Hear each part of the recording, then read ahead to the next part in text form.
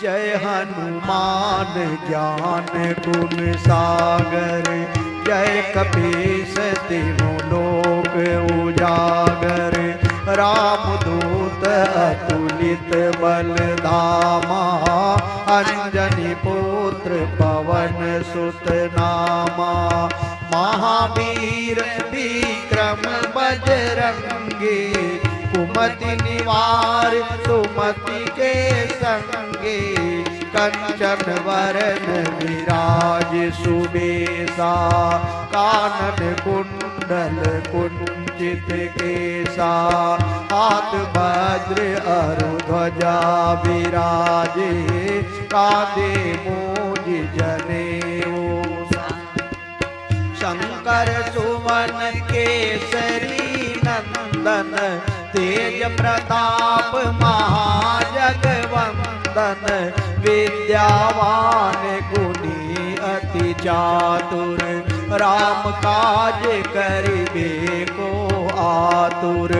प्रभु चरित्र सुनिबे को रसिया, राम लखन सीता मन बसिया। सूक्ष्म रूप धरि सियहि दिखावा, विकट रूप धरि लंक जरावा। भीम रूप धरि असुर संहारे, रामचंद्र जी के काज समारे। लाई सजीवन लखन जियाए, श्री रघुबीर हरषि उर लाए। रघुपति की बहुत बड़ाई, तुम मम प्रिय भरतहि सम भाई। सहस बदन तुमरा यश गावे, अस कहि श्रीपति कंठ लगावे। सनकादिक ब्रह्मादि मुनीसा, नारद शारद सहित अहिसा।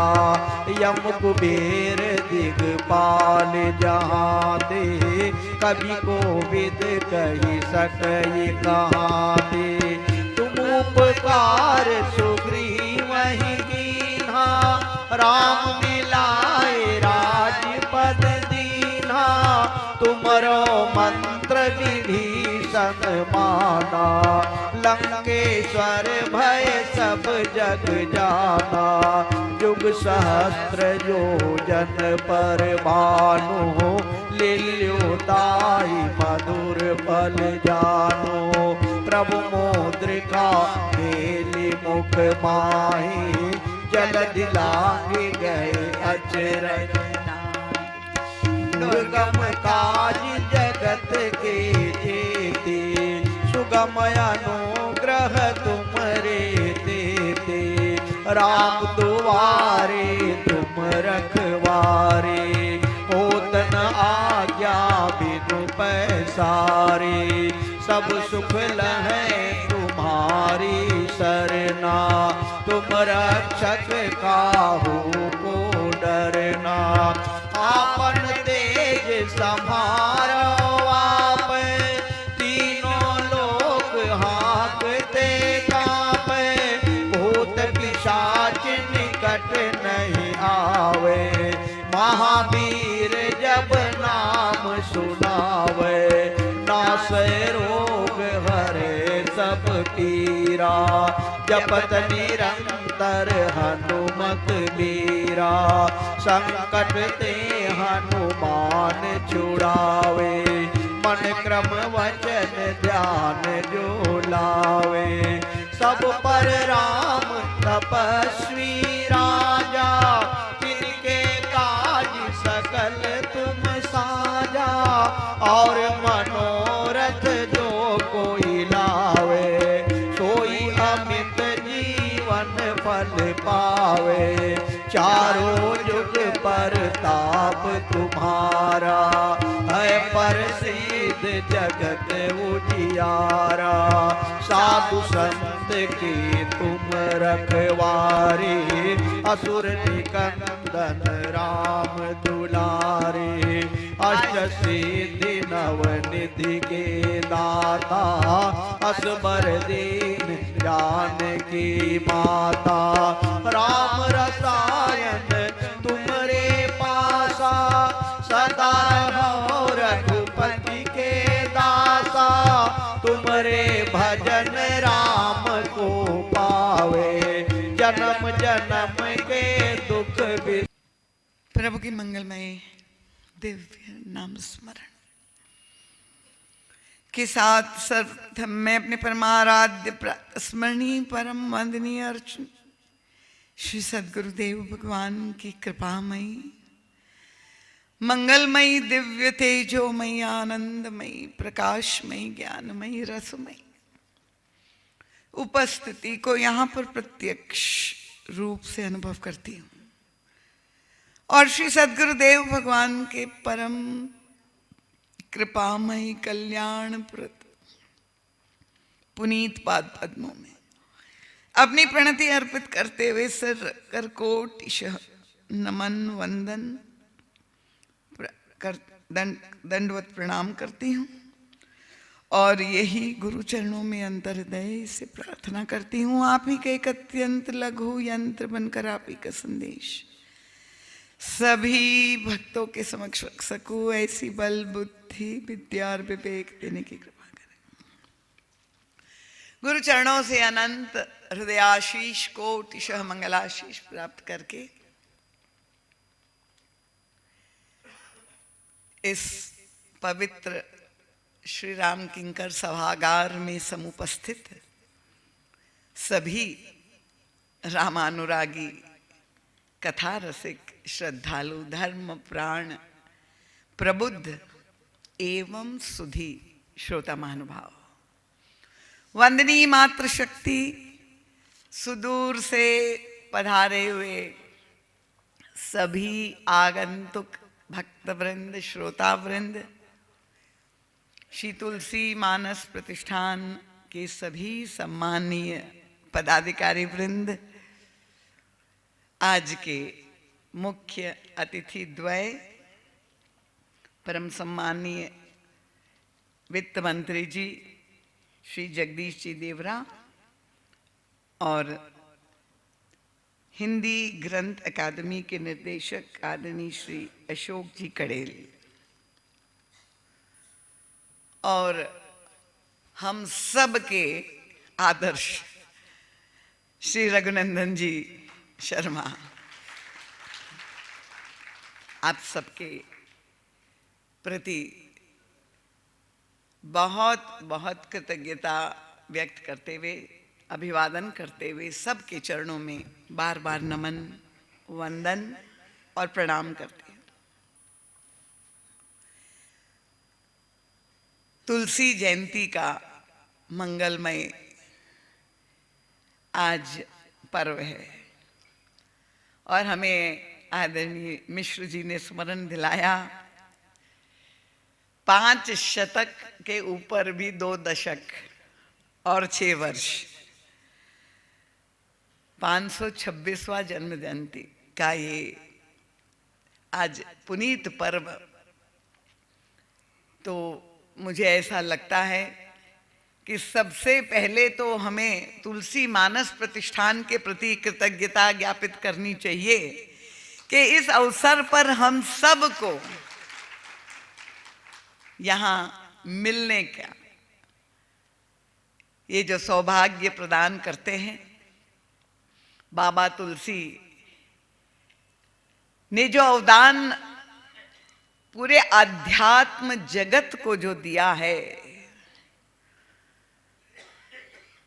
क्योंकि कथा के प्रथम दिन मैंने कहा था कि रामचरितमानस अपने आप में एक संपूर्ण धर्मशास्त्र है।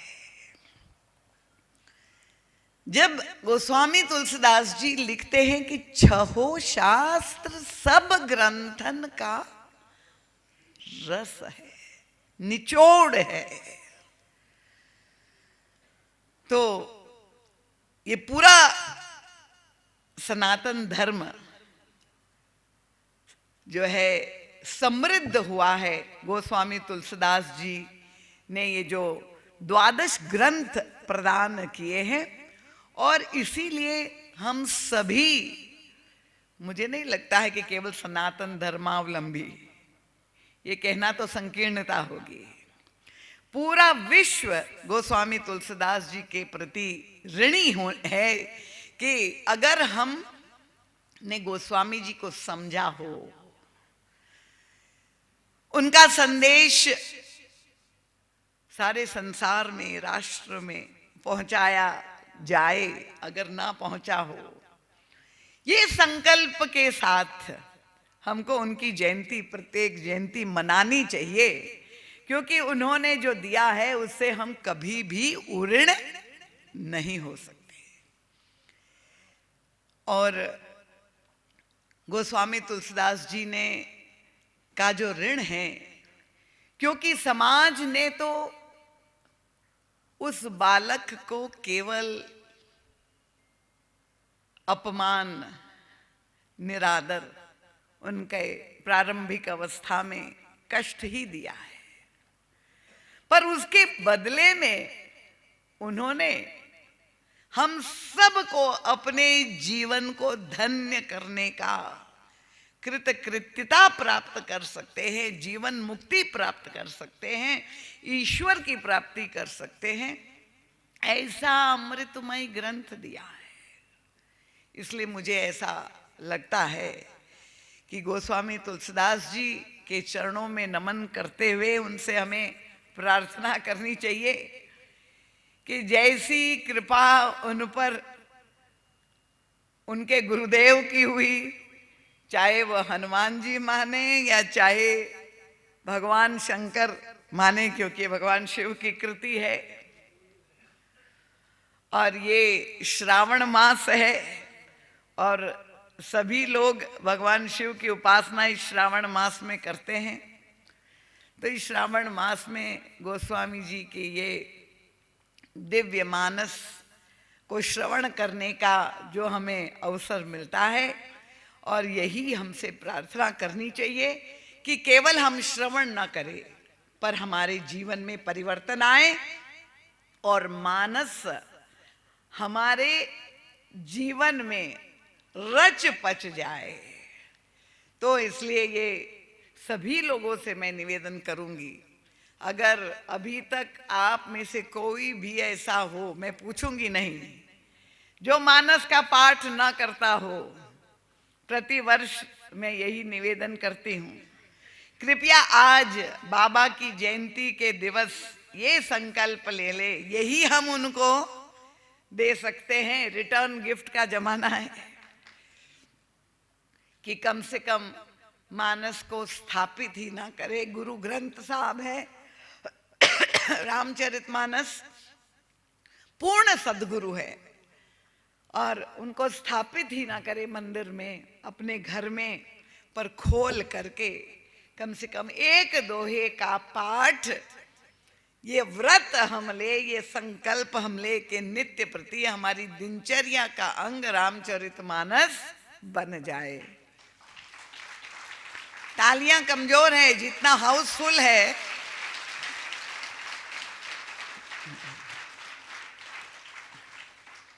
क्योंकि ये वचन आप मुझे नहीं दे रहे, आप प्रभु के दरबार में बैठ करके यह गोस्वामी जी को दे रहे हैं, तो उसका पालन आप करें, ये मैं आशा रखती हूँ। तो सभी के प्रति आज, क्योंकि विश्राम संध्या है, नित्य प्रति मन संचालन करते हुए हमारे जयमिनी जी कितना वित्त मिला ये सुनाते रहे, और मुझे लगता है उसकी वो आह्वान जो उन्होंने किया, उसके बदले में ही वित्त मंत्री ही आ गए कि अब तो दैन्य छोड़ो, वित्त मंत्री ही पधार गए हैं, जो भी मांगना है कोष ही पूरा आ गया है, समुद्र आ गया है वित्त का। तो लोगों से अर्थ मांगने की जगह हम लोगों को प्रभु ने भेज दिया, ये बहुत बड़ा आश्वासन है। वित्त मंत्री जी यहाँ पर पधारे हैं, तो उनका मैं हृदय से स्वागत करती हूँ। और अन्य सभी महानुभाव, मिश्र जी, राजेंद्र जी, हमारे विजय जी ने तो इस बार इस कथा को एक नए आयाम पर पहुंचाया। अपने पिताजी की स्मृति को अमर करने के लिए इस ज्ञान यज्ञ, इस अनुष्ठान के साथ जोड़ करके स्वयं भी आप धन्य हुए। आपके पिताजी के आशीष के आप भाजन भी बने और लोगों के सामने एक आपने एक आदर्श दृष्टांत भी रखा। रावत जी के दिखाई नहीं दे रहे हैं, अन्य जितने भी पदाधिकारी, सेवक वृंद, सेवादार पूरे तुलसी मानस प्रतिष्ठान के, और यदि किसी का नाम मैं ना लूं, वो है हमारे आदरणीय भैया निगम जी। यद्यपि वो सामने नहीं दिखाई देते हैं, पर जरूर पीछे कहीं बैठे होंगे, ये उनका स्वभाव मैं जानती हूं कि वर्ष भर मुझे नहीं मालूम है कितनी तरह से सेवा वे मानस भवन में करते हैं, पर मेरे आने पर वो सारी सेवा में समर्पित हो जाते हैं।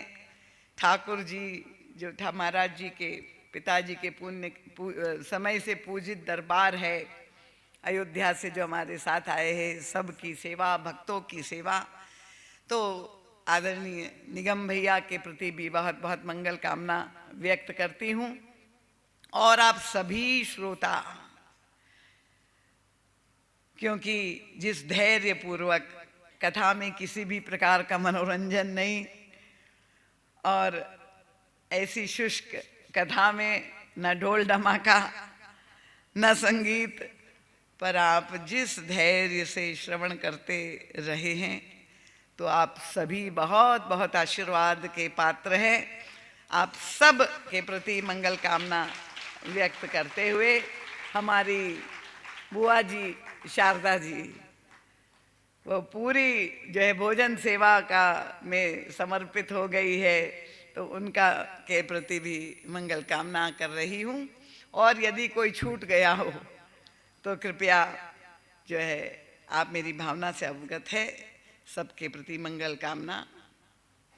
आइए अब हम लोग जिस विषय पर चर्चा चल रही थी गत 4 दिनों से, उसी प्रसंग को केंद्र में रख करके गोस्वामी तुलसीदास जी की अंतर भावना को समझने का प्रयास करें।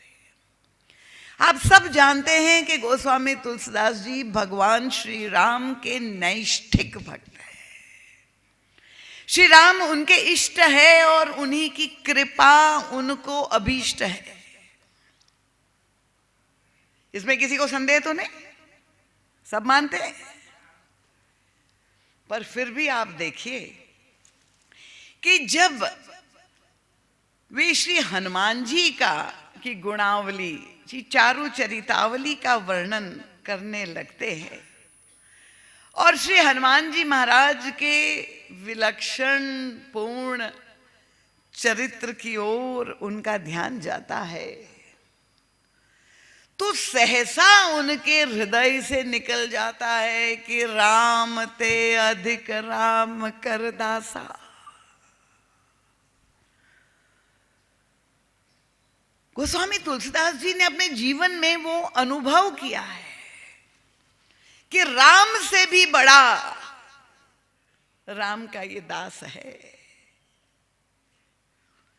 क्योंकि वे अपने जीवन में जब झांक करके देखते हैं कि जब कभी भी उनके जीवन में समस्या आई, संकट आया, तो किसने उनको समाधान प्रदान किया। इसलिए उन्होंने एक नाम ही श्री हनुमान जी महाराज के लिए जो है चुन लिया। उनका को नहीं जानत है जग में कपि संकट मोचन नाम त्याग। कौन सो संकट मोर गरीब सो, जो नहीं होत ही बार। बेगी हरो हनुमान महाप्रभु, जो कछु संकट होई हमारो। श्री हनुमान जी महाराज ने की कृपा क्योंकि गोस्वामी तुलसीदास जी ने अपनी कोई जीवनी नहीं लिखी है, पर फिर भी यत्र तत्र से जहां से मिलता है कि बड़ी लंबी आयु गोस्वामी जी को प्राप्त हुई। माना यही जाता है मिश्र जी 126 वर्ष की आयु। और आप जानते हैं कि ये शरीर तो क्रमशः जो है क्षरण होता ही है।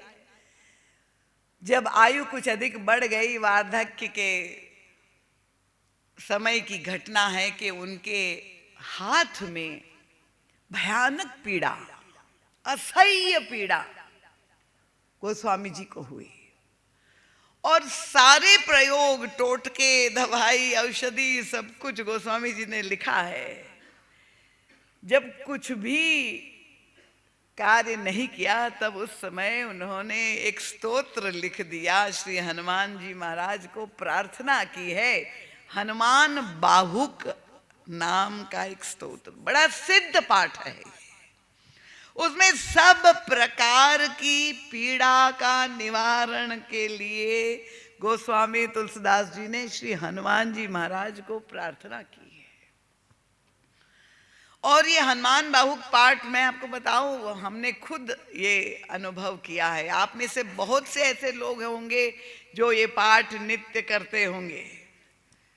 हमारे गुरुदेव भी एक बार जब अस्वस्थ हुए और उनके भी हाथों में जब बहुत भयानक दर्द हुआ, तब हम लोगों ने भी ये अनुष्ठान पूज्य गुरुदेव के लिए हनुमान बाहुक का हम लोगों ने किया था।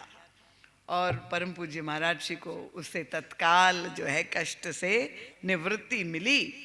तो इसलिए श्री हनुमान जी महाराज को संकट मोचन के रूप में जब गोस्वामी जी प्रस्तुत करते हैं, क्योंकि वे भगवान श्री राम की सारी लीलाओं को जब देखते हैं तो कि प्रभु का जो पंचायतन है,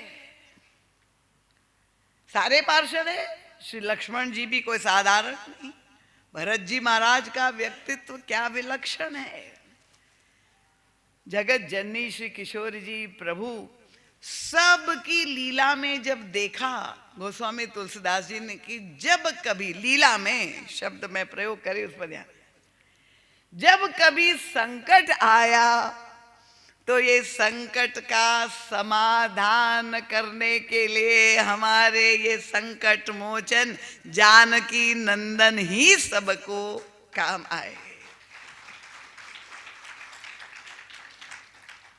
और इसलिए गोस्वामी तुलसीदास जी हम सबको, देखिए विज्ञान और गुण के तो अथाह सागर है। हनुमान चालीसा का पाठ आप सब करते हैं और हम लोग सब जानते हैं, पर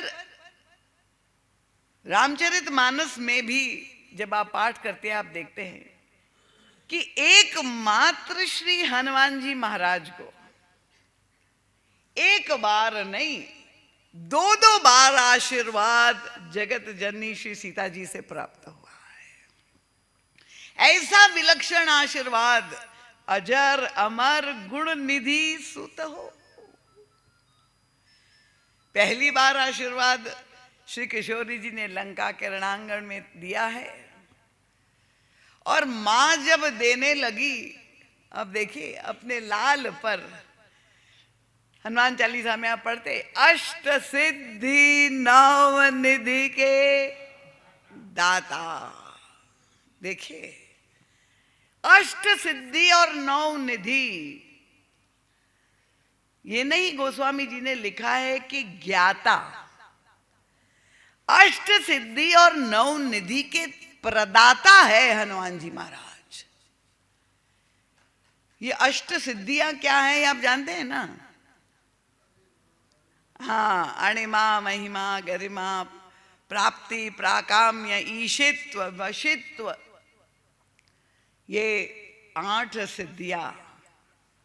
ये बात इसलिए हम सबको बहुत ध्यान से सुननी चाहिए, क्योंकि श्री हनुमान जी महाराज के पास सारी सिद्धियां हैं, और थोड़ी बहुत किसी में अगर सिद्धि आ जाती है, सिद्धि चमत्कार अगर किसी के जीवन में आ जाता है तो आजकल वर्तमान समय में दरबार लगने लगते हैं,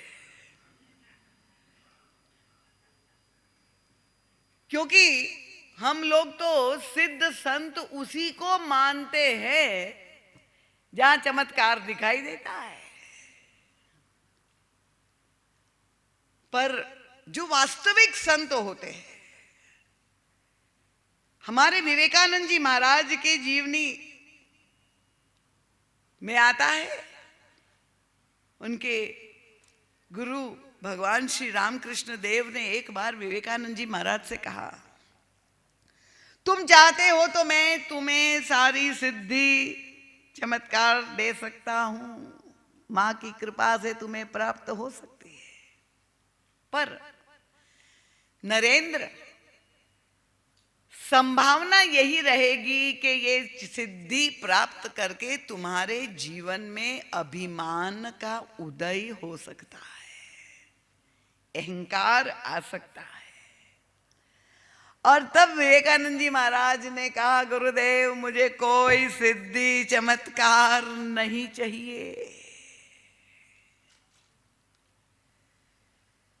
उड़िया बाबा जी का दृष्टांत हमारे गुरुदेव दिया करते थे। श्री वृंदावन धाम में के बहुत बड़े सिद्ध अवधूत संत श्री उड़िया बाबा जी महाराज, उनकी जीवनी में आता है कि एक बार मां के उपासक थे और कामाख्या देवी का दर्शन करने के लिए बाबा पहुंच गए और अचानक उनके भीतर सिद्धि आ गई। उन्हें पता नहीं था, ना उन्होंने मांगी थी, और सिद्धि जब आ गई वो तो बैठे हुए थे, दर्शनार्थी आए, कोई एक व्यक्ति पहला आया और बाबा ने सहज ही आते उसे कह दिया कि अरे तुम तो ये कार्य करके आए हो, अच्छा तुमको ये चाहिए। अब वो व्यक्ति चमत्कृत हो गया कि बाबा तो मन की बात पढ़ लेते हैं, तो बस एक से दूसरे, दूसरे से चौथे में बात फैल गई और पूरे गुवाहाटी में इतनी चर्चा हो गई कि 7 दिन में तो लंबी लंबी कतारें बाबा के दर्शन करने के लिए, भीड़ ऐसी उमड़ पड़ी। 7 दिन के बाद बाबा गए मां के मंदिर में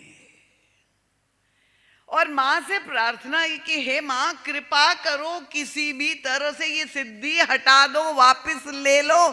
क्या मेरे जीवन का उद्देश्य यही रह गया है कि ये संसारी लोग जो गंदे काम करके आ रहे मैं यही देखता रहूं और यही उनकी सेवा करता रहूं? नहीं नहीं, व्यक्ति के जीव के जो लक्ष्य है वो ब्रह्म ज्ञान प्राप्त करने के लिए नहीं, ये सिद्धि चमत्कार मुझे नहीं चाहिए।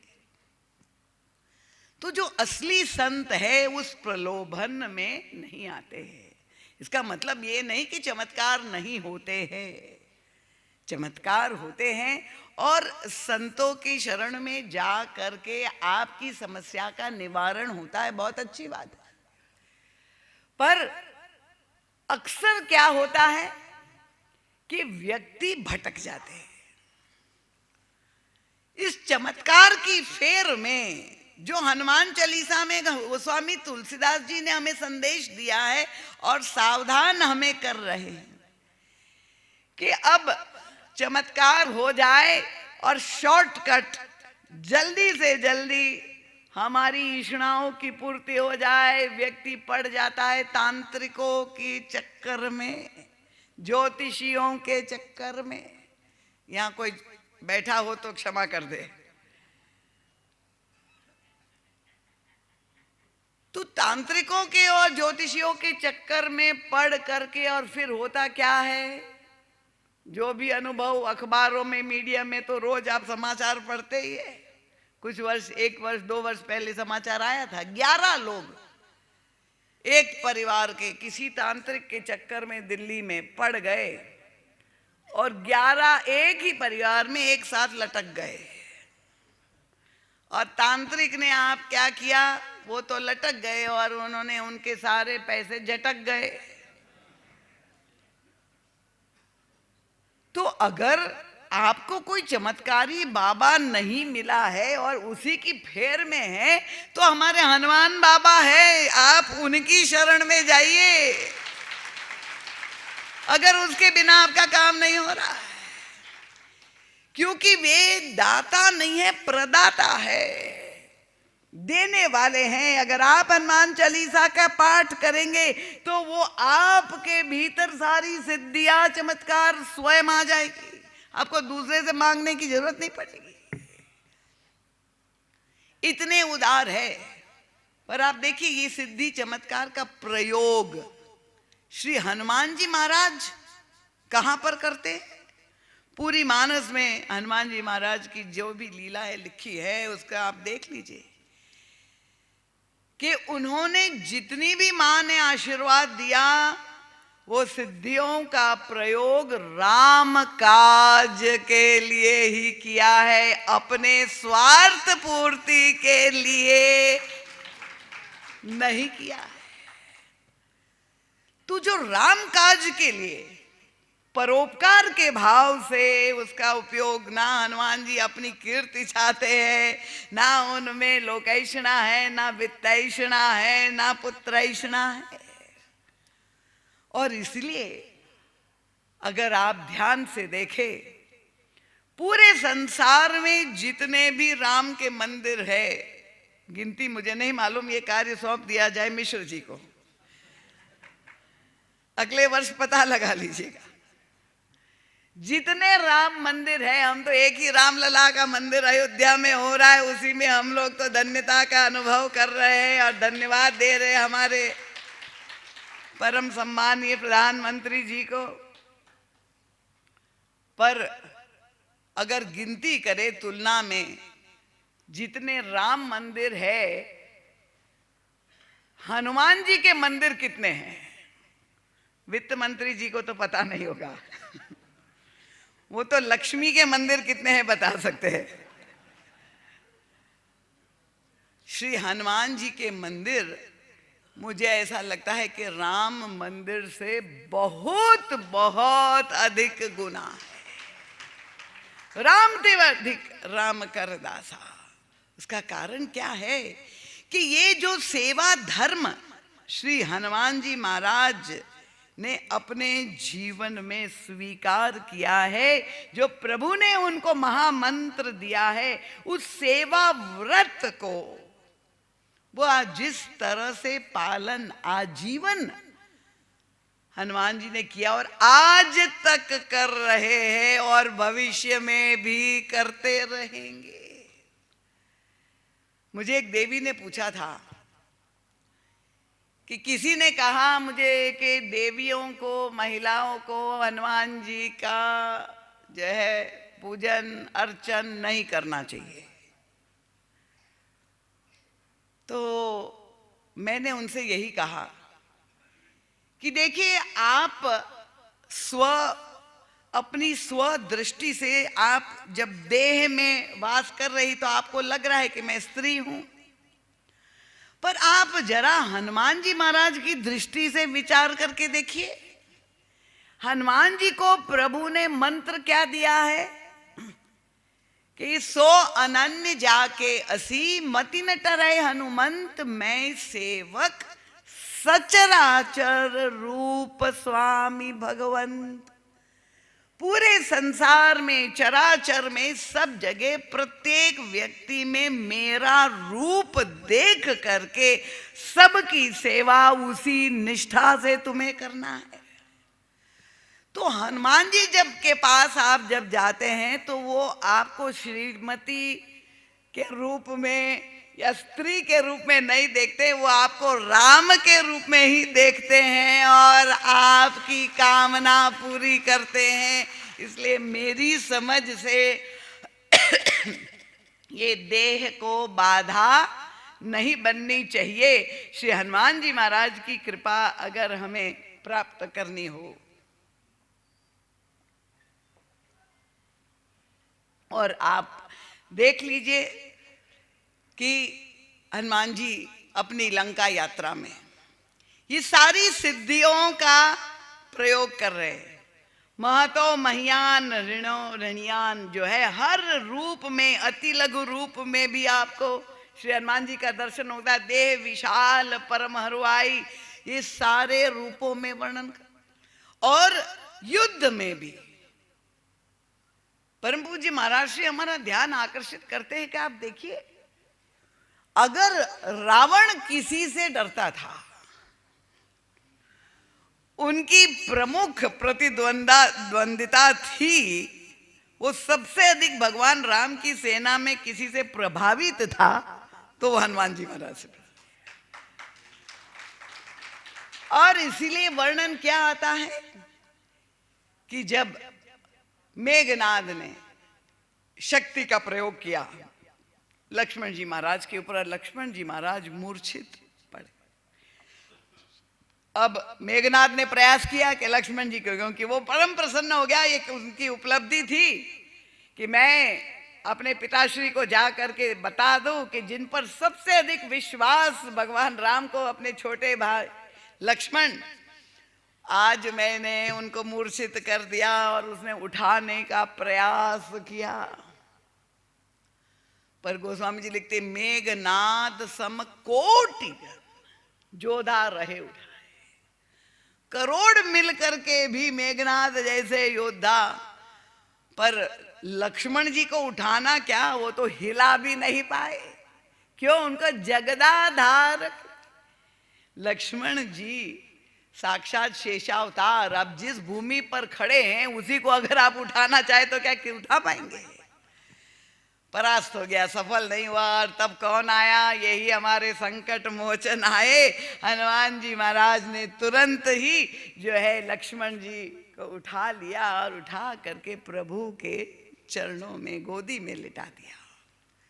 अब प्रभु लीला कर रहे हैं, रुदन करने लगे बुरी तरह से कि हे भगवान, स्मरण करने लगे।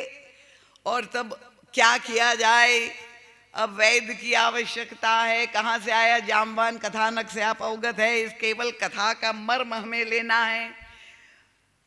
जामवान जी ने कहा यहाँ लंका, क्योंकि अयोध्या तो थी नहीं, लंका में एक वैद्य है जिसका नाम सुखेण है, उसको अगर लाया जाए तो हो सकता है चिकित्सा हो सकती। सुखेण को कौन लाएगा?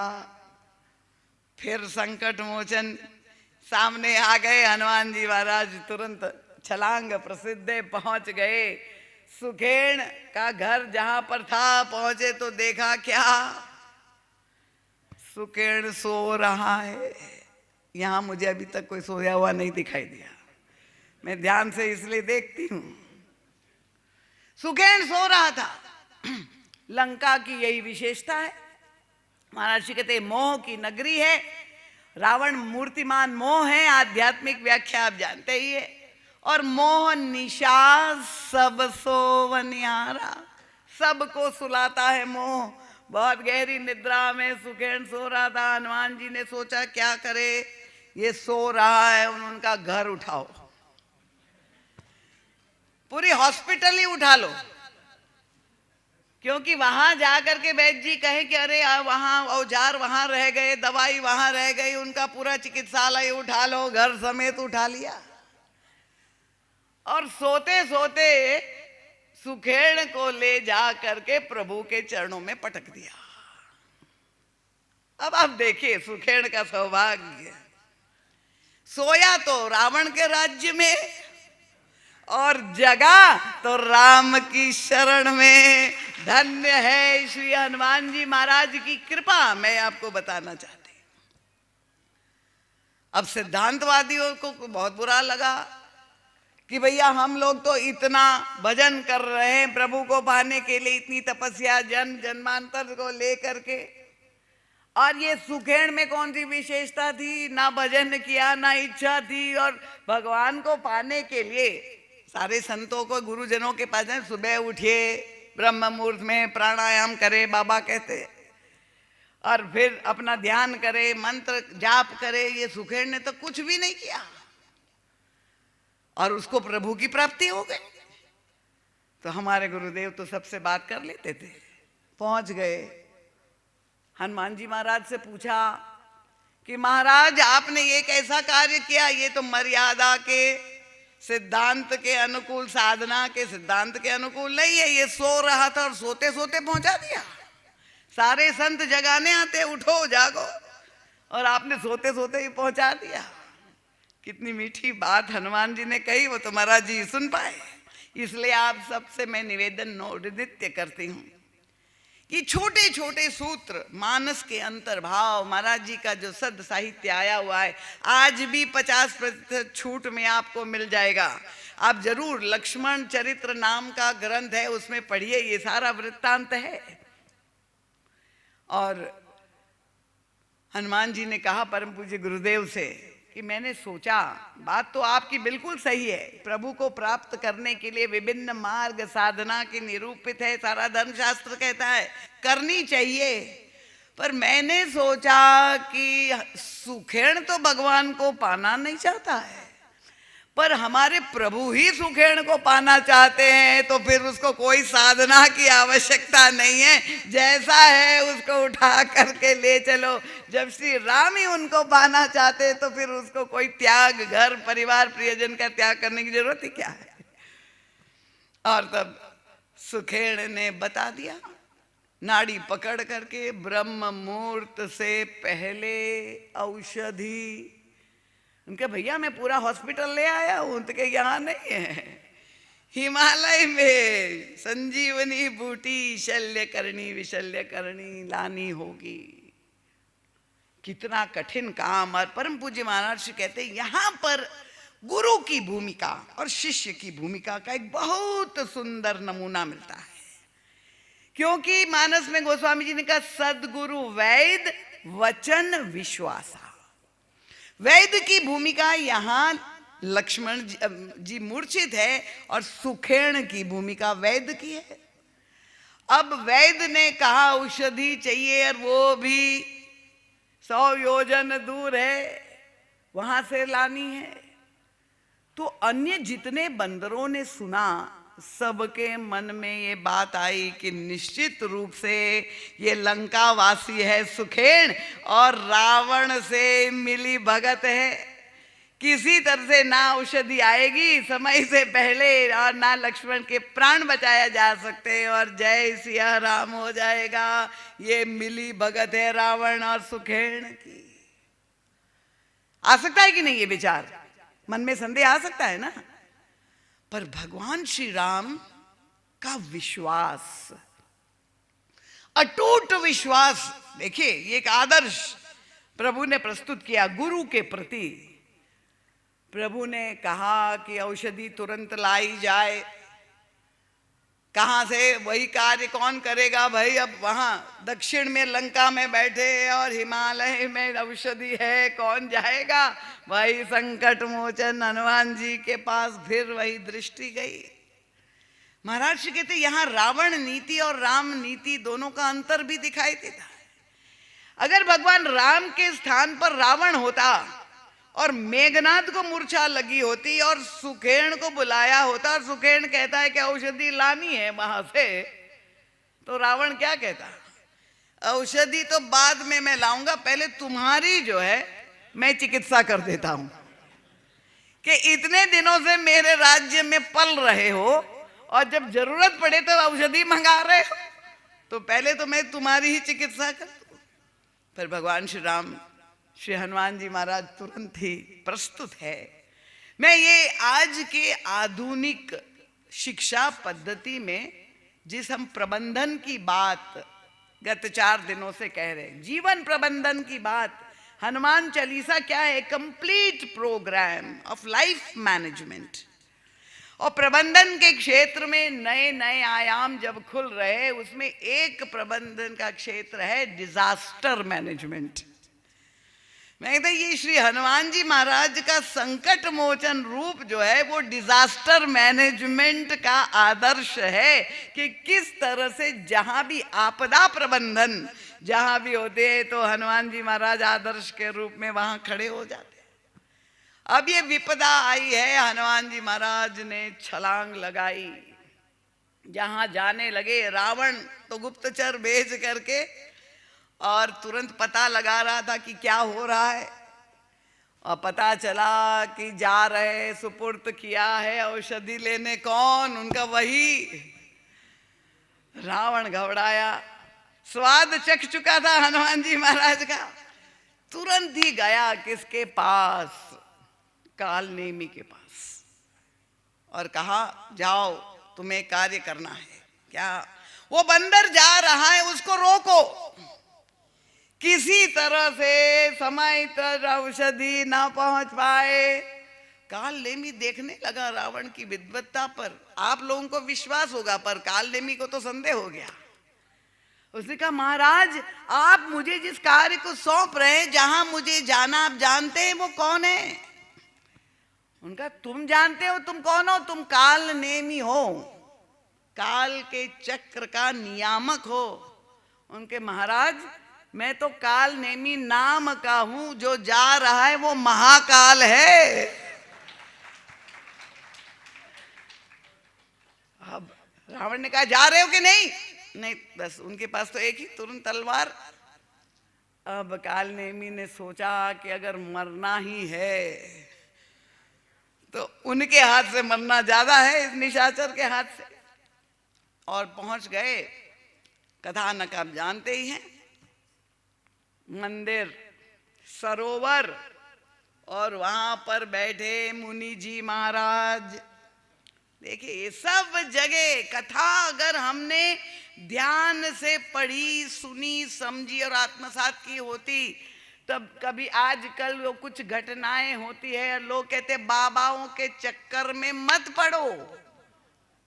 पहले बड़ी भीड़ होती है बाबा के यहाँ, और फिर बाबा को कृष्ण जन्मभूमि में जाना पड़ता है। और युवा पीढ़ी इसीलिए दिशाहीन हो रही है। सनातन धर्म के साथ ये बहुत बड़ा संकट है कि पहले तो हम समझते नहीं और अंधश्रद्धा में दौड़ पड़ते हैं, और फिर उसके बाद जो निंदा होती है। तो आप देखें कि काल नेमी, कपट मुनि, ये सारे दृष्टांत शास्त्र में वर्णित है। अब ये कोई साधारण नहीं। जब मुनि वेश में आए, अब लीला कितनी मजबूत हुई। हनुमान जी को प्यास लग गई। बड़ा आश्चर्य होता है, 1 महीने से श्री सीता जी की खोज में निकले हुए थे, तब कभी भी एक बार भी ना भूख लगी ना प्यास लगी। अचानक हनुमान जी महाराज को प्यास लग गई, और वहां देखा एक सरोवर है। सरोवर है तो हनुमान जी महाराज ने देखा एक मंदिर है, और मंदिर में जो है एक संत बैठे हैं, संत वेशधारी बैठे हैं। हनुमान जी महाराज नीचे उतर गए और तब बाबा को देखा। देखिए, ये हमारे यहाँ के संस्कार, श्रद्धा। प्रणाम किया, और बाबा ने देखा, कपट मुनि ने देखा हनुमान जी महाराज आए कि फंस गया, तो उन्होंने कहा मैं तुमको कथा सुनाऊंगा।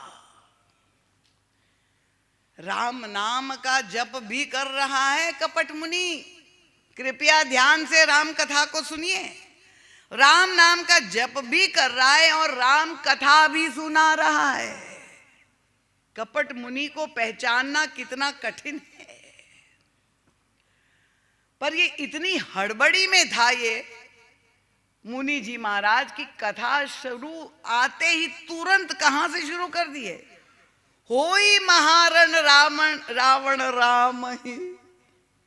परम पूज्य महाराज श्री कहते अगर कथा सुना तो पहले मंगलाचरण करते, कीर्तन करते, ध्यान करते, फिर बाल कांड से शुरू करते, अयोध्या कांड। ये तो सीधे लंका कांड शुरू कर दिया। इतनी हड़बड़ी में सुनाने का था, भूल गया सब कुछ, मर्यादा क्या होना चाहिए कथा में, और सीधे लंका कांड शुरू कर दिया और कह दिया कि राम और रावण का युद्ध दक्षिण भारत में हो रहा है। हनुमान जी तो इतने प्रसन्न हो गए, जय सिया राम करके उछल पड़े। उनका मैं बता रहा हूं राम ही जीतेंगे। बड़े प्रसन्न हो गए हनुमान जी महाराज, जयकार। क्योंकि ये राम कथा क्यों सुना रहा है? क्योंकि वो जानता है कि प्रभु चरित्र सुनिबे को रसिया, हनुमान जी को राम कथा अत्यंत प्रिय है, इसलिए ये राम कथा सुनाने, भागवत की कथा नहीं सुनाई मिश्र जी, राम कथा सुनाई है कपट मुनि ने हनुमान जी को। और तब इतने प्रसन्न हो गए हनुमान जी महाराज, इनका राम ही जीतेंगे। बहुत ही लगा कि चमत्कारी बाबा, उत्तर में यहां हिमालय के पास बैठे हैं, दक्षिण में क्या हो रहा है यहां बैठे हैं, उनको सब कुछ दिखाई दे रहा है। देखिए, और उनका चलो मैं तुमको दीक्षा देता हूं। जैसे ही आप जाते हैं तुरंत माला, कंठी माला तैयार होती है, आप सबका अनुभव है। मैं तुम्हें दीक्षा देता हूं। हनुमान जी महाराज ने कहा दीक्षा तो मैं लूंगा, पर मुझे प्यास लगी है, मेरी प्यास बुझाना चाहता हूं। तो तुरंत उन्होंने कमंडल लिया, उनका ये लो मेरे पास जल है कमंडल में, आज तुम पिला देता हूं, पानी पी लो। हनुमान जी ने कहा कह कपि नहीं अघाऊ थोरे जल, ये आपके कमंडल के जल से मेरी प्यास मिटने वाली नहीं है। ये प्यास कौन सी है श्री हनुमान जी की? परम पूज्य महाराज श्री कहते कि ये लीला जो हनुमान जी महाराज ने यहाँ की है, उसका उद्देश्य क्या है कि संसार में प्रत्येक व्यक्ति भूखा और प्यासा है। जितने भी हम लोग हैं जो संसार में भटक रहे हैं, सबको भूख और प्यास की सबकी समस्या है। और इसी भूख और प्यास को मिटाने के चक्कर में कोई ना कोई चमत्कारी बाबा के चक्कर में हम पड़ जाते हैं, और हनुमान जी भी पड़ गए। और बाबा ने कहा लो मैं जल दे रहा हूं, तुम्हारी जो है प्यास से निवृत्ति, जल निकाल के ओम ओम जो फट ऐसा करके स्वा फेंक। हनुमान जी ने कहा थोड़े जल से प्यास बुझने वाली नहीं। महाराज जी कहते ये जो हनुमान जी ने हमें शिक्षा दी है, अच्छा सरोवर है वहां जाओ। कपट मुनि ने कहा, हनुमान जी गए, अभी तक नहीं पहचाना है हनुमान जी महाराज ने कपट मुनि को। सरोवर के पास जहां जल पीने के लिए बढ़े आगे, तो वहां पर एक मकड़ी छिपी हुई जल में हनुमान जी के चरण को पकड़ लिया। हनुमान जी देखा कोई घसीट रहा है, तुरंत निकाला कि भाई अभी एक मुक्का लगा के उसका काम तमाम कर दे। वो मकड़ी ने कहा मुनि न हो यह निश्चर घोरा, ये मुनि नहीं है, ये घोर निशाचर है। हनुमान जी महाराज बड़े प्रसन्न हो गए, गदगद हो गए, वापस लौट करके आए। मुनि जी तो व्याकुल थे, उनका चलो चेले मैं आपको दीक्षा देता हूं। उनका महाराज दीक्षा तो मैं लूंगा, पर दीक्षा के बाद दक्षिणा भी तो देनी पड़ती है, तो मैं दक्षिणा आपको पहले दे देता हूं। हमको भी दक्षिणा दे दी अभी शर्मा जी ने, तो दक्षिणा मैं पहले देता हूं। और हनुमान जी महाराज ने तुरंत ही उस घोर निशाचर को पटक करके मार करके काम तमाम किया। उसका तात्पर्य क्या है इस कथा का? महाराज जी कहते हैं कि आप जरूर संतों के पास, बाबाओं के पास जाएं, पर अगर आप थोड़ी वस्तु, सीमित वस्तु, संसार की जो विषयों की मांग है, जो समाप्त होने वाले हैं, ससीम विषय संसार के हमें सुख देते हैं, पद चाहिए, गाड़ी चाहिए, घोड़ा चाहिए इत्यादि, वो मांग लेकर के जाएंगे तो आप अवश्य ना कभी फंस जाएंगे।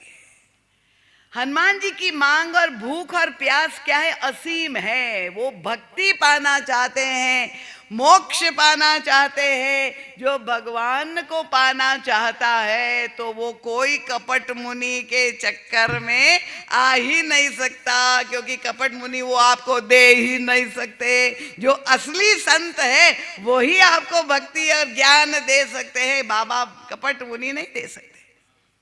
तो अगर आपकी मांग जो परम लक्ष्य है हमारा, तो हम सदैव सुरक्षित रहेंगे, हमें कोई डरने की आवश्यकता नहीं रहेगी। और हनुमान जी महाराज बच कैसे गए? परम पूज्य महाराज जी कहते हैं कितना बड़ा आश्वासन है। ये सरोवर का जल क्या है? महाराज जी के यही संसार के विषय है जो हम सब पान कर रहे हैं। पर ये संसार के विषयों के अंदर, जो सरोवर के जल के अंदर जो छिपी हुई मकड़ी है, वो कौन है? महर्षि ने कहा यही भगवान की कृपा है जो अपने भक्तों का की रक्षा सदैव करती रहती है। इसलिए हनुमान जी जैसे भक्त को कपट मुनि उनकी कोई हानि नहीं कर सकता। और फिर वो कथा आप जानते हैं हनुमान जी महाराज। तो कपट मुनि का जो उद्देश्य था, हम उनको क्यों उनकी निंदा कर रहे हैं? क्योंकि वो कह तो रहा है राम कथा, पर उसका उद्देश्य क्या है? राम कथा उनका साध्य नहीं है, राम कथा उनका साधन है। किस चीज के लिए? कि किसी तरह से हनुमान जी को कथा में उलझा दे, समय निकल जाए और ब्रह्म मुहूर्त के पहले पहुंच ना पाए और लक्ष्मण के प्राण जो है समाप्त हो जाए और राम की पराजय हो जाए। तो बोल रहा है कि राम की विजय होगी, पर कर क्या रहा है कि राम की पराजय हो जाए। इसीलिए इन कपट मुनियों की निंदा है। ये हमें सावधान, इस कथा से हमें ये बहुत सुंदर संदेश मिलता है। और श्री हनुमान जी महाराज फिर वहां पहुंचते, आप जानते हैं, देखा है तो पूरी फैक्ट्री है औषधियों की। फिर वो पूरा पर्वत उठा करके लाते हैं सुखेण के पास। और हम लोग पाठ ये करते ही है, लाए सजीवन लखन जियाए श्री रघुबीर हरषि उर लाए। तो लक्ष्मण जी के प्राण की रक्षा हमने देखा श्री हनुमान जी महाराज। भरत जी के प्राणों की भी रक्षा रहा अवधि। एक अधारा, एक दिवस बीता बचा था, 14 वर्ष की अवधि समाप्त हुई। भरत जी महाराज रुदन कर रहे थे प्रभु की पादुका के सामने कि लगता है प्रभु वापस नहीं आएंगे। इतने व्याकुल थे कि अब मैं शरीर पूरा करूंगा। उसी समय भगवान श्री राम यही संकट मोचन हमारे जानकी नंदन को भेजते हैं और वो समाचार, शुभ समाचार, सीता अनुज सहित प्रभु आयु, ये समाचार सुनाए। भरत जी के प्राणों की भी रक्षा हनुमान जी करते हैं। और भगवान राम स्वयं संकट में थे, नागपाश में बंधे हुए। कथानक आप जानते हैं ना, लंका कांड। और उस समय सब परेशान के राम गिर गए। जब वहां गिर गए, नागो सर्पों से बंध गए। जामवान जी ने पूछा, ये बताओ हनुमान ठीक है कि नहीं? वो अगर बचा हुआ है तो कोई चिंता नहीं, प्राणों की रक्षा कर लेगा। और श्री हनुमान जी महाराज जाके गरुड़ जी को बुला करके लाते हैं और वो संकट से भी भगवान श्री राम को मुक्त करते हैं। तो चाहे श्री किशोरी जी हो, चाहे प्रभु हो, ये मानस के पंच प्राण की रक्षा श्री हनुमान जी महाराज ने की है। और कितना सुंदर युद्ध के अंतराल में वो प्रसंग आता है जब विभीषण जी प्रभु के पास की ओर से लड़ रहे थे। उन्होंने जब ये दृश्य देखा, रावण की शक्ति से अवगत थे, तब वे व्याकुल हो गए और उन्होंने प्रभु से कहा, रावण रथी विरथी रघुबीरा, देखी विभीषण भयउ अधीरा, नाथ नहीं रथ नहीं तन पद त्राणा, के ही विधि जीतब वीर बलवान। विजय श्री कैसे प्राप्त होगी? इतना शक्तिशाली शत्रु है, उनका रथ तो देखिए। और तब प्रभु ने उपदेश उस समय जो दिया, सौरज धीरज तेहि रचा का धर्म रथ नाम का एक ग्रंथ है, आपने नहीं पढ़ा हो तो जरूर पढ़िए। प्रभु बहुत ही सुंदर उपदेश उस समय, राम गीता भी कुछ लोग उसे कहते हैं। युद्ध क्षेत्र में जैसे भगवान श्री कृष्ण ने अर्जुन को उपदेश दिया, वैसे ही भगवान राम ने विभीषण को उपदेश दिया है। महा अजय संसार रिपु जीति सकै सो वीर, जाके असरथ होई दृढ़ सुनऊ सखा मति धीर। और सारे सद्गुणों का वर्णन करते हैं, यही धर्म रथ है। पर ये संवाद जब चल रहा था तो हनुमान जी महाराज वहीं खड़े थे। हनुमान जी महाराज ने विभीषण को बुलाया, महाराज आप क्यों चिंतित हो रहे? उनका भगवान राम के पास रथ नहीं है, रावण का रथ इतना विशाल है। हनुमान जी ने इंगित किया अपनी ओर, प्रभु का रथ तो सदैव तैयार है, प्रस्तुत है उनकी सेवा में। ये तो जीवित धर्म रथ सामने है हनुमान जी महाराज का जो दिव्य चरित्र। हनुमान जी ने कहा, विभीषण रावण जिस रथ पर बैठा है वो तो स्थूल रथ है, वो नष्ट भी हो सकता है। पर भगवान राम को जो रथ सुलभ है, ये तो जब तक चाहे प्रभु लड़े आनंद से, इस रथ का सदुपयोग करे। और अगर प्रभु थक भी जाए, विश्राम पाना चाहे, तो भी ये रथ लड़ता रहेगा। प्रभु को चिंतित होने की आवश्यकता नहीं। संपूर्ण सद्गुरु का रथ ये श्री हनुमान जी महाराज। और वास्तव में इस तरह से युद्ध किया है। आप जानते ना कि सबसे अधिक ये रावण और मेघनाद दोनों अगर किसी से डरते थे तो श्री हनुमान जी महाराज। अगर सामने युद्ध करते हुए अगर हनुमान जी आए तो तुरंत ही जो है मेघनाद उधर चला जाता था, उसको डर लगता था, स्वाद चख चुका था। कथा आप जानते ना, अशोक वाटिका में जब वहां ब्रह्मास्त्र में श्री हनुमान जी को बांध करके लाया गया था, और तब हनुमान जी महाराज को जब ब्रह्मास्त्र बांध, तो हनुमान जी ने सोचा कि ब्रह्मास्त्र की मर्यादा का पालन तो करना चाहिए, नहीं तो तोड़ देते। पर नहीं, क्या किया, हनुमान जी महाराज गिर पड़े। परते हु बार कटक संगारा, गोस्वामी जी ने। ये क्या हुआ? गिरते समय हनुमान जी महाराज ने देखा कहां गिरना है, किधर गिरे। वो बहुत सुंदर महाराज जी दृष्टांत सुनाया करते थे उस देवी का। कथा के बाद एक जागरण में महाराज जी को बुलाया गया। अब देवी का जागरण था और महाराज जी बैठे हुए जप कर रहे थे। अचानक एक देवी उठी और जो है नाचने लगी, और नाचते नाचते एकदम धड़ाम गिर गई। तो महाराज जी घबरा गए कि कहीं चोट नहीं पहुंची। तो वो बहू उस देवी की वहीं बैठी थी। तो महाराज जी ने कहा, बेटा जरा देखो माँ को चोट तो नहीं लगा। अब वो बहू कैसी जो सास के रहस्य ना जाने। तो बहू ने कहा, महाराज जी चिंता मत करिए, आपने देखा नहीं, माँ गिरी तो है, पर गिरने से पहले उसने देख लिया जहां गद्दे बिछे हैं वहीं पर गिरी है।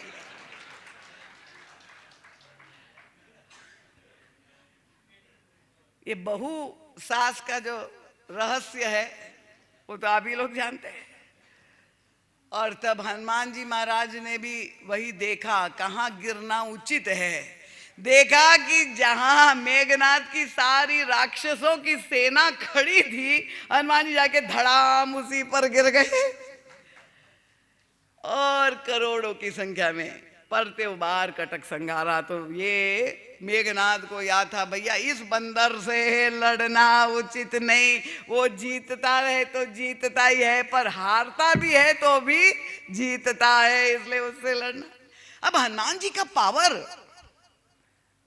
क्या कल्पना हम कर सकते हैं। देखिए आज के समय में जो शिक्षा पद्धति है, पावर का नाप क्या है? विज्ञान में पावर को, एनर्जी को कैसे मापा जाता है? क्या क्या मापदंड है पावर का नापने का, एनर्जी का?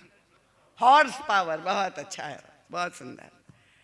पर हनुमान जी का पावर अब नापना है तो वहां हॉर्स क्या करेगा? घोड़े का क्या काम है? वहां तो एलिफेंट पावर, हाथी के बल से हनुमान जी महाराज को का बल नापने का कोई प्रयास करे। अब हनुमान जी में कितना पावर है कोई पता लगाए। आप जानते हैं कि भीमसेन वो भी उस युग के सबसे अधिक द्वापर के बलवान, उनका कितना पावर था? तो उन्होंने कहा 10,000 हाथी का बल एक भीम में था। अब हनुमान जी में कितना पावर है? तो उन्होंने कहा कि देखिए हाथी एक कितना पावरफुल होता है जानते हैं? 10,000 हाथी बराबर एक दिग्गज हाथी होता है। 4 दिशाओं में एक एक हाथी है, इनको दिग्गज हाथी कहते हैं। और 10,000, अब आप मल्टीप्लाई करते जाइए गणित, 10,000 दिग्गज हाथी का बल एक ऐरावत हाथी में होता है, जो इंद्र का हाथी है। 10,000 दिग्गज का बल और 10,000 ऐरावत हाथी का बल, 10 रेज़ टू द पावर, आप गिनते जाइए। वो श्री हनुमान जी की कनिष्ठिका उंगली में है।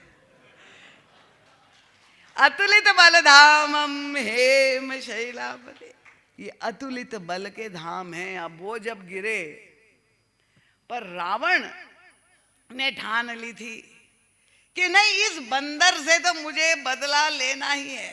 देखो युद्ध के बीच में एक दृश्य कवितावली रामायण में गोस्वामी तुलसीदास जी ने प्रस्तुत किया है, बहुत अद्भुत, कि ऐसे ये परास्त होने वाला नहीं, हम लोग सब मिल करके चक्रव्यूह जैसा बनाया था महाभारत के युद्ध में, ऐसे रावण ने भी एक व्यूह की रचना की। चारों ओर से इस बंदर को घेरा जाए।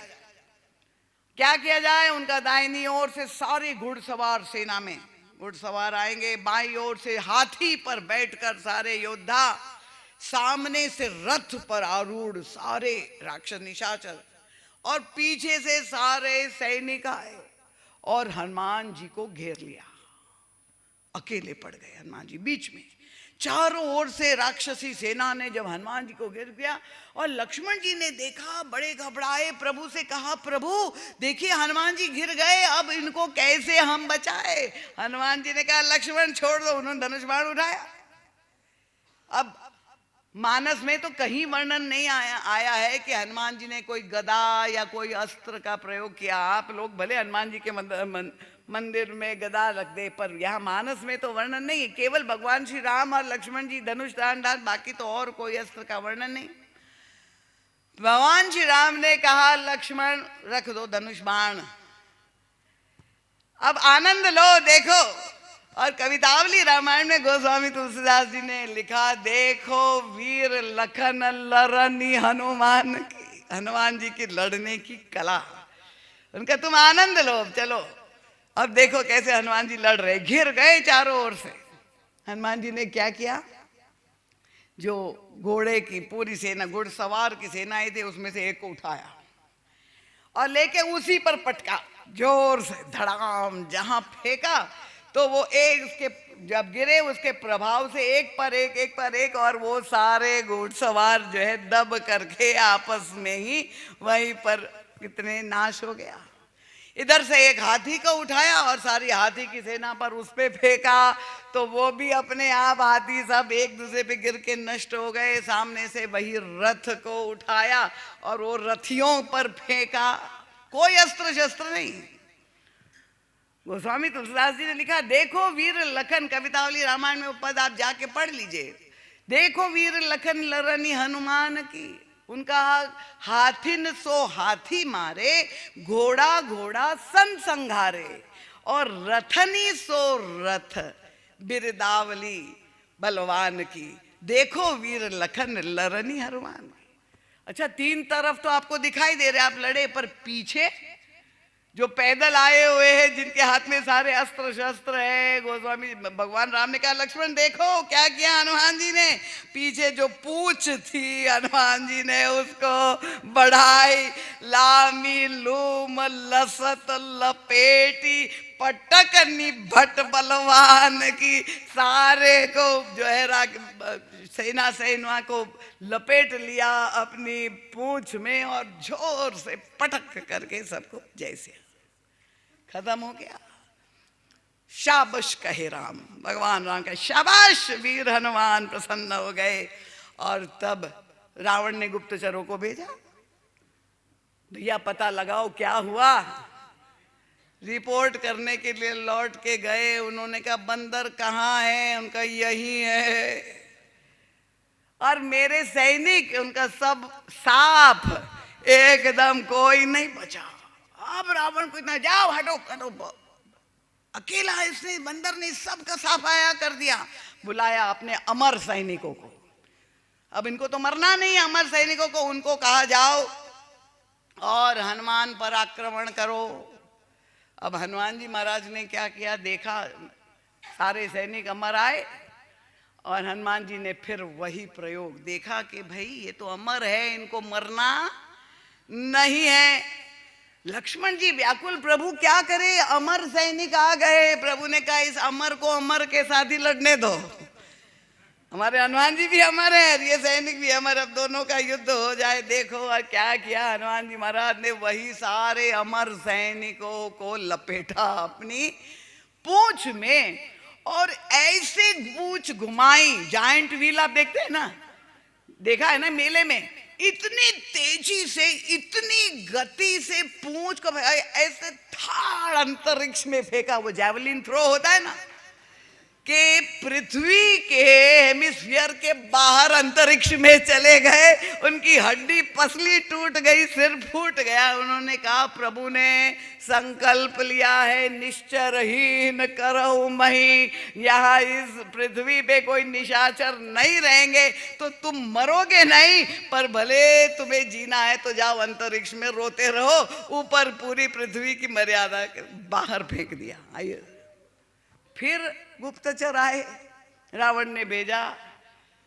रावण से पूछा क्या हुआ, बंदर कहाँ है? उनका यही, उनका ये अमर कहाँ है? उनका सब वहीं ऊपर चले गए साहब। अरे क्या हुआ? उनका ये पूंछ में लपेट करके फेंक दिया। अब उनके सिर, ये हड्डी के टुकड़े टुकड़े हो गए। पर अब मरना तो है नहीं, तो जैसे भी हो जीना है। ठीक, अब रावण को क्रोध की पराकाष्ठा, किसी से काम नहीं होगा, मैं ही जाऊंगा। अब इस बंदर को मैं दिखाऊंगा, इसकी पूंछ ये समझता है बहुत, उसके पूंछ में चमत्कार, मैं जाके उसकी पूंछ ही तोड़ देता हूं। रावण स्वयं आया पीछे से। देखिए ये सारी कलाओं का प्रयोग कर रहा है। जय रावण आया, उसने कहा अब 20 भुजा वाला श्री हनुमान जी की पूंछ को तोड़ने आया। महाराज श्री कहते हैं, ये सारे भाव महाराज जी ने अपनी डायरियों में, हस्तलिखित डायरियों में लिखे हुए हैं, मेरे पास सब सुरक्षित है। तो हनुमान जी की पूंछ, अब आप पूंछ शब्द द्वयार्थिक है, आप जानते हैं ना। ये एक तो शरीर का अंग है, एक पशु का, और पूंछ वही जब किसी व्यक्ति का बहुत नाम हो जाता है तो कहते भैया इसकी पूंछ बहुत बढ़ रही है। हमारे रघुनंदन जी की पूंछ जो है वो प्रधानमंत्री तक है।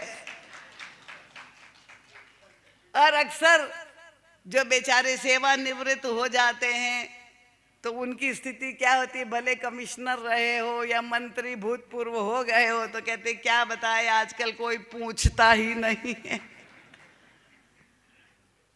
घरों में आप चले जाइए, कोई बड़े वृद्ध लोग हैं, क्या बताओ बेटा, कोई पूछने वाला नहीं है। तो ये पूछ, हनुमान जी की पूंछ से एलर्जी थी रावण को। मैं इसकी पूंछ को नष्ट करता हूं। आया 20 हाथों से, मैं जाके पीछे से आया धीरे से। हनुमान जी बैठे रहे निश्चेष, जैसे कुछ नहीं पता है। ये ज्ञान नाम अग्रगण्यम प्रभु है, बैठे रहे। और तब उन्हें दोनों 20 हाथों के साथ ऐसे कि मैं तोड़ देता उस पूंछ को।